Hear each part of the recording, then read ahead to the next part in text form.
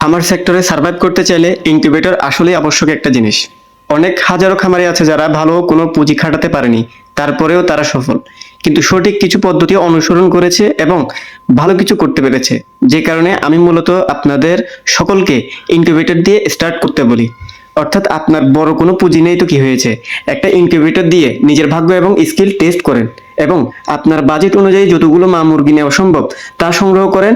পারলে দেশি মুরগি নেন, এটা ভালো অপশন, দেখবেন সফলতা পাবেন ইনশাআল্লাহ।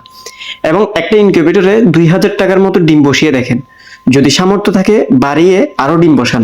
সাধারণত মুরগির ডিম 18 থেকে 21 দিনের মধ্যে বাচ্চা ফুটে বেরিয়ে আসে। ডিম বসানোর প্রথম দিন থেকে 21তম দিন বাচ্চা হাতে পাওয়া পর্যন্ত এর মধ্যে বাড়তি কোনো যত্ন, খাবার খরচ, বড় বাসস্থান, এমনকি ওষুধ নিয়ে সাময়িক কোনো ঝামেলা পোহাতে হয় না। আপনি আমাদের চ্যানেল ঘুরে দেখলে একটা ধারণা হবে আশা করি ইনকিউবেটর সম্পর্কে। কম টাকায় খামার শুরু করতে এবং যথাসম্ভব লস থেকে বাঁচতে আমি আপনাদের জন্য শিক্ষামূলক ভিডিও নিয়ে আসবো ইনশাল্লাহ। তাই অবশ্যই সাবস্ক্রাইব করতে ভুলবেন না। ধন্যবাদ। আসসালামু আলাইকুম ওয়া রাহমাতুল্লাহ।